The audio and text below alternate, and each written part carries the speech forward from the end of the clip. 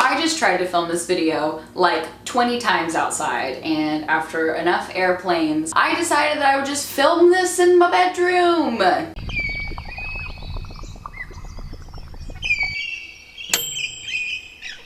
You guys actually haven't seen this bedroom before, so welcome.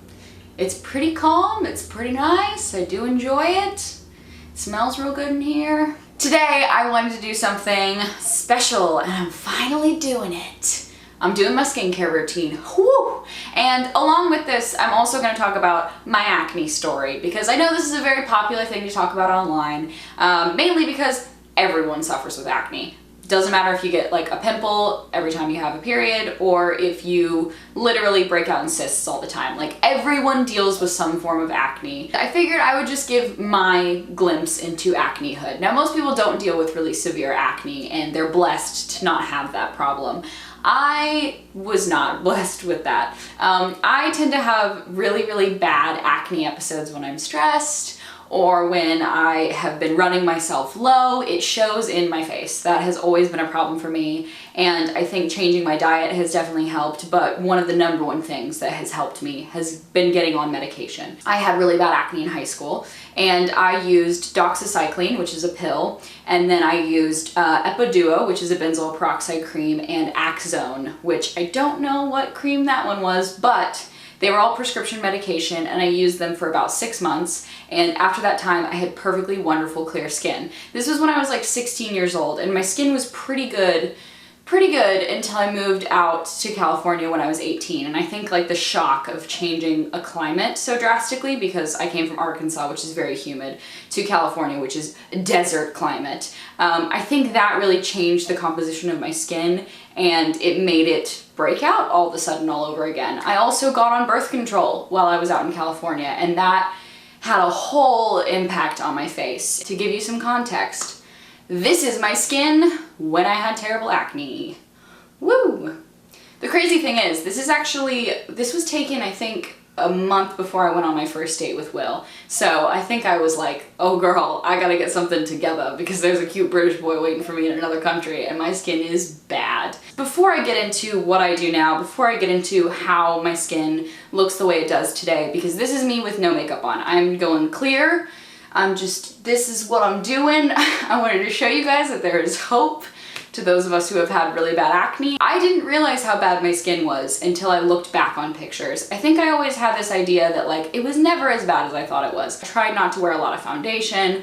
I tried to take good care of my skin. I also followed a lot of skincare blogs. I thought I knew a lot about skincare, and I thought that I could combat what was going on with my face without medication. That was like my goal. I just really wanted to be able to do that for some reason. And I think it's because I relied on medication in high school, and then it came back.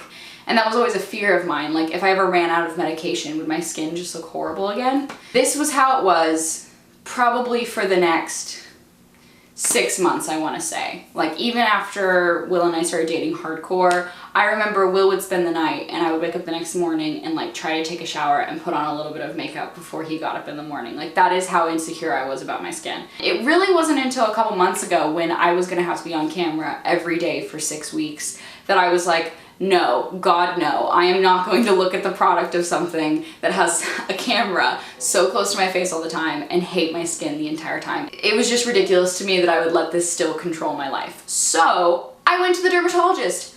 Finally! When I made my appointment for my dermatologist, the #1 thing that I went in thinking was like, I'm probably gonna get prescribed the same things that I took in high school. So I explained that it was gonna be a little bit more expensive, and when I was like, ooh, I don't really wanna pay like crazy amounts of money, if there's medication that is similar to epiduo or aczone, I'm so down to just use whatever you would recommend. I also told him that I was on NuvaRing, which is the birth control that I'm on right now. And the thing about NuvaRing is, it makes your skin awful, at least for me. The hormones made my chin break out like crazy. Like, I can't tell you how many times I had to cover up like terrible, pussy, scar-covered skin.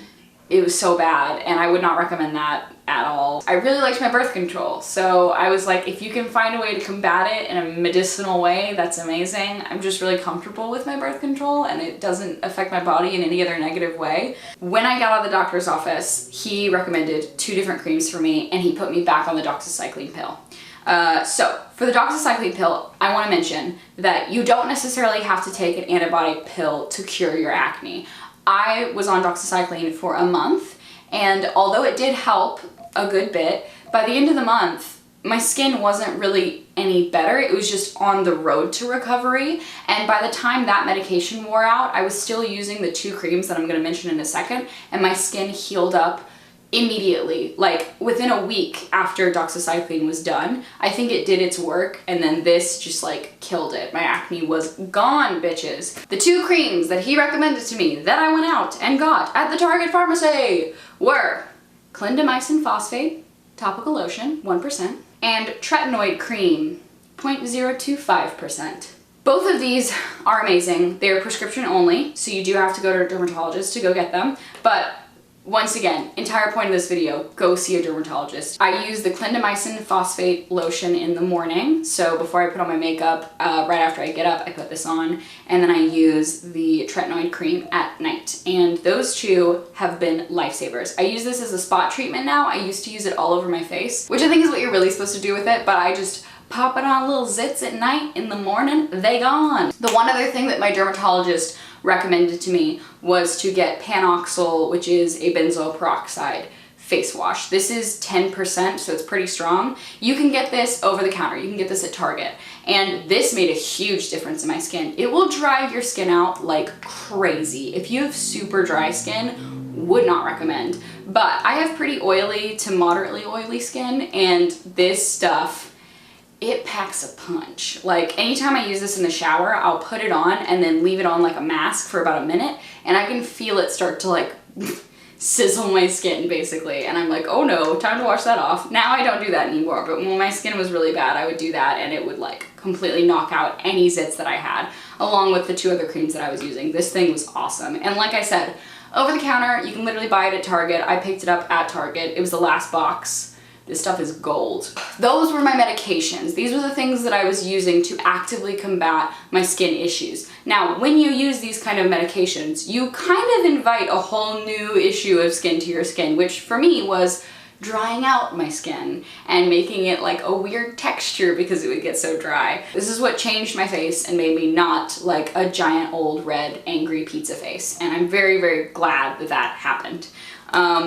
It took my skin a good 4 months to fully understand and appreciate these products, okay? It was not a quick process by any means. Like, still to this day, I feel like I'm like getting over all of my skin ailments, as weird as that sounds. It really did feel like an illness. Now that I've told you guys about the medication I used, I'm gonna go through what my favorite skincare products are. I got a lot of questions about things like rosehip oil, which is great for acne scarring, on my Tumblr, and I wanna talk about this a little bit more in depth. I'm gonna talk about my favorite masks I use, my favorite moisturizers, just so you guys get an idea of like what I do to my face in general. To cleanse my face, I have 4 different things that I like to do. Obviously, this is one of them. This is if my skin is having a breakout or it is period time. It's panoxyl time. If that's not happening and my skin's just on a cool down period, normally it's gonna be a little bit dry because of all the medication I use. Because of that, I like to use very moisturizing products or like sensitive skincare products. I'll either use a micellar water or I will use something like the Glossier Milky Jelly Cleanser, which is a conditioning face wash, and this stuff is great. The other one that I like to use is the Clean It Zero Purity for Sensitive Skin. This is a Korean beauty product by Banilla Co. And it is basically like this really strange like oil putty that you wipe all over your face. You can use it on your waterproof makeup, and the oil dissolves all of your makeup, and it's amazing. I especially like to use this after like a night of going out, because if you have any kind of eye makeup on, this decimates it. It's amazing. So as far as moisturizing goes, I use 2 products to moisturize primarily. These are pretty much the only 2 things that I use to add back any moisture to my face. The first one is rosehip seed oil. This stuff is nuts. Like, I love this stuff. Okay, this one was a little bit expensive. Not really, actually, though. It was about $25 from one of my health food stores. It's like right down the road from me. The brand is Plant Life. You can find it online. And basically, this is just a carrier oil, so it is only rosehip oil. It's pure rosehip oil, and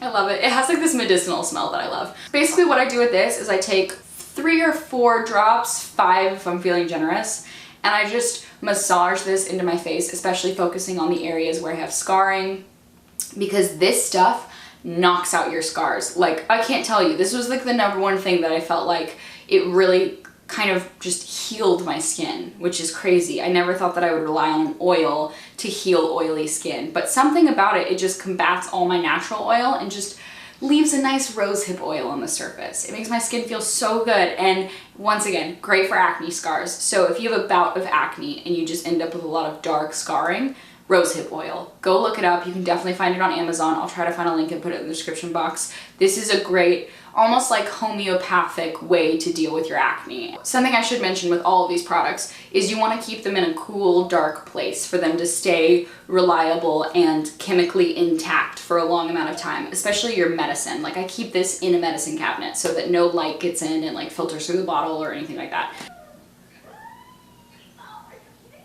There's a woman screaming at her dogs outside, so. Wow, it's still happening. Are they like having a reunion outside? Okay, anyways. So, Nurse Jaimie Clarifying Moisturizer. I really love this stuff. It sinks right into your skin.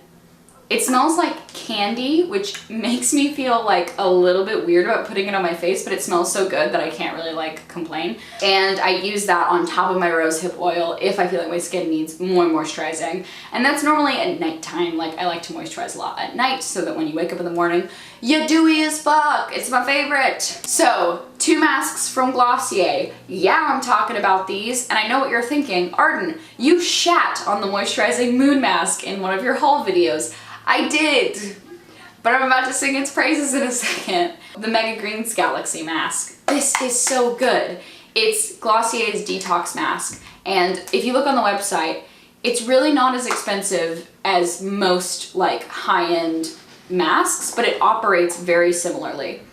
And it's not super drying, which I like because I do use so much product that is very drying, that having a green mask that isn't totally like suck the life out of your skin dry is really nice. If I use that mask and then my skin is like dried out like a sponge that has been wrung out way too much, I will then go in with the Moisturizing Moon Mask. Before, when I talked about this, I said that this made me break out.